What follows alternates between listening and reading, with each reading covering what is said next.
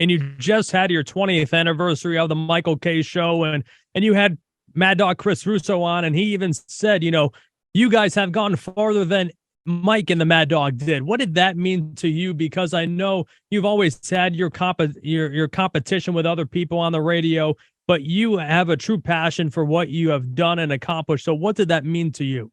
When he said it kind of took me a little bit by surprise, because you think of Mike and the Mad Dog as the gold standard, and they obviously are. They kind of set the template for where talk radio is right now. But, so many people in this town grew up with them, and you just figured they were together a lot longer than, 20 years. So when he said that, it was amazing. I don't look at it as a competition to beat them out. I looked at it as a competition to beat them in the ratings, but certainly not in longevity and length of show. But it's a nice thing to have on the resume, that's for sure. Not many people could survive, 20 plus years in any city, let alone New York City, which is very competitive. And you have the radio and television critics, and now with the advent of social media, everybody's a critic. So it's kind of hard to survive like that. So it's gratifying. People say you have one of the best jobs ever. You can be your own person on the radio for 4 hours and then transition to call one of the most historic and best baseball team and that people can ever know, the New York Yankees. When you sit back and you look at to see what you have accomplished in your career, what has been the most gratifying part of what you've been able to accomplish? Maybe, Alex, I caught something from Derek Jeter, because, you're always thinking about what's next, and you don't really take it in. But I never lose sight of the fact. I mean, there are a lot of sports talk radio shows in the country.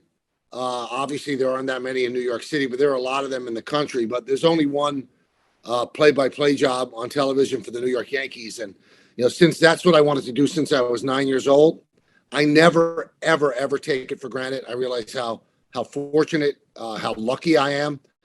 So that's the thing. When I make sure that whenever I step into that booth, especially at Yankee Stadium, I take it all in and do make myself realize, how lucky I am. A kid from the Bronx who grew up about 15 minutes from Yankee Stadium doing what he always wanted to do. So, yeah, I'm pretty lucky. Now, you said when you got the Yankee radio job that you were stiff and nervous. How did you overcome that as a broadcaster? It's difficult. Especially at the beginning, after a while you get more comfortable. I think you get more comfortable with repetition, but just the enormity of the Yankee job. I was a bundle of nerves at the beginning, especially the first year, because this is all I ever wanted to do, and this is your opportunity. And you also realize that opportunities like this don't come along that very often. Right. And then if you blow it, you're not getting another chance. There's no opportunity to make a first impression. So put a lot of pressure on myself. And during that first year, I did so much prep work and things like that even to this day, this will be my 32nd year of doing the Yankees. I still prepare the same way, because I'm still the kid from the Bronx that doesn't want to lose it, doesn't want it taken away. So I would never, ever want to, lose a job because I wasn't prepared or didn't give the proper effort. How much did you learn from John Sterling? I learned a lot. He obviously has a far superior voice than mine and than most announcers. Let's put it that way. But if you listen to the two of us, you can almost hear some of the same rhythm and inflection on certain things that we say. And obviously, I got that from him simply through osmosis. So I learned, how to call a game, the rhythm of calling a game, or our preparation, and how we go about going into a game, completely different. Because when I started with John, I was essentially a newspaper reporter that was thrown into the booth. So I brought that same mindset.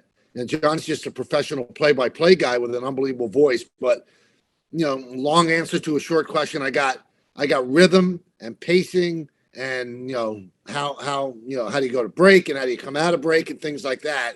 And, how do you build up the big moment? That's pretty much some of the stuff that I got from John. About 2 years ago, the Yes allowed you and John to work together during a spring training game. What was that like? It was a thrill because, I always, when I did that, the last game I ever did with John was Game 7 of the 2001 World Series. But the only problem was I didn't know it was the last game I was ever going to do with him. I didn't know that the Yes Network had any interest in bringing him aboard as their play-by-play guy.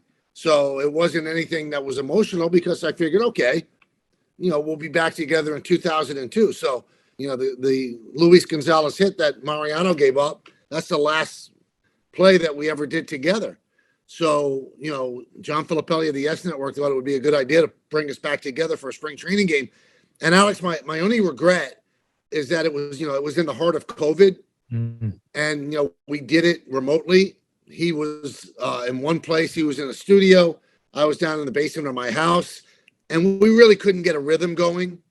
I would definitely love to do a game with him sitting in the booth next to him, because that would be the closest to recreating what we did, all those years ago. But it was fun just to be on the same broadcast. And, one of the things that I did out of total respect for him is I let him do the play-by-play. I'm the play-by-play guy on Yes, but I just didn't think it was right to have John, I think he's coming into his 35th year now, to do, analysis for my play-by-play. So I just stepped aside from my regular duties on Yes and let him do it.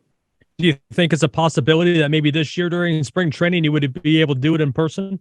We have not spoken about it yet. I'd have to run it by my bosses at Yes. And, right. Obviously FAN would have to be involved because he'd be doing it with a guy who works for ESPN Radio, which is their competition. But I'm sure that we could work it out if it's something that the bosses desire. So it's something that I'll definitely look into. Yeah. What's something you haven't done yet in your career that before you hang it up, hopefully 20 years from now, that you want to accomplish? Well, I don't know, but, every broadcaster's dream is to broadcast a World Series. And I was lucky enough to do 5 of them on the radio. But, doing a World Series game on television would be a big deal. I just don't think it's going to happen. Joe Davis is great and he's 35 years old, so he's not going anywhere anytime soon. But I kind of realized half of that in the previous October, where Alex Rodriguez and I had an opportunity to call one of the wild card series. One was on ESPN and the other one was on ABC, which was like a big thrill for me. So I got a chance to do postseason baseball on television, and I guess that's going to have to, serve the purpose for me. And that was just a thrill. And, we got a lot of nice feedback on it. The two of us doing those games, and it was a great series between the Cardinals and the Phillies. So that was definitely on the bucket list. So I got that out of the way. And between that and just working for ESPN as well, doing the K-Rod cast, how fun is that? That's a blast. It's just so different than your regular broadcast, which is what they want it to be. And I remember, we did 2 last year. The first 2 that we did, I think we ended up doing 8 altogether, not counting the playoff games, but we did 2. And I got a phone call from a big time guy in baseball. And he said, that's the future of broadcasting. He said, the audience is young. They don't want to have the same broadcast that they had in 1950, 1960, which is the same way that baseball is done. That's the future of broadcasting. Now, I don't know if he's 100% correct, because I think there's still a thing to be said for doing play-by-play, which we do a little of in K-Rod, but most of all, it's kind of like a talk show, Alex, with a baseball game wrapped around it. So it's fun to do. It's fun to work with Alex, who works really hard at it. And the guests that we have on, we've been getting great guests. And when we had Jeter on, our ratings were unbelievable. So I think ESPN's happy, and that's the most important thing. And this year, will Don LaGreca and Peter Rosenberg make an appearance? I think there's no chance of that. Although Alex has said that he wants it, but I would consider it unlikely. But you can never say never, Alex. Michael, this is my favorite part of any interview I do. It's a fast 5 quick round. It's 5 quick questions, and you have as much time to answer them. Are you ready? I think so. Favorite ballpark to broadcast the baseball game in? Yankee Stadium, and if not Yankee Stadium, probably Fenway. Okay. One movie you could recite all of the lines to? Probably Animal House. Oh, that's a great movie. Favorite aspect of your radio show? Just the opportunity to talk to the fans and to cover all sports, not just baseball. I mean, that's a blast. So you're involved in everything, and you have an opportunity to go to, any game that you'd like because of your connection to the show. So just the ability to do all sports and still stay involved in everything, and not just baseball, although baseball is my favorite. Excluding Don LaGreca and Peter Rosenberg, if you could host a podcast with one person in your phone, who would it be? Wow. Probably Chris Russo. Oh, that would be phenomenal. I would listen to it. Yeah, that would be fun. And I wouldn't have to talk that much. One broadcaster you've never worked with that you would love to. Well, I would have loved to have worked with Vin Scully. Right. Let me think. These are good questions, Alex. Probably Joe Buck. Okay. I think, I don't think he gets the love that he deserves. I think he's extraordinary. I think he's one of the greatest to ever do it. And to do a game with him would be a blast. And then, Michael, the last question I had for you, if a 15-year-old kid walked up to Michael Kay right now and said, Michael, baseball is boring, I'm never going to watch it, what are you saying to that 15-year-old kid?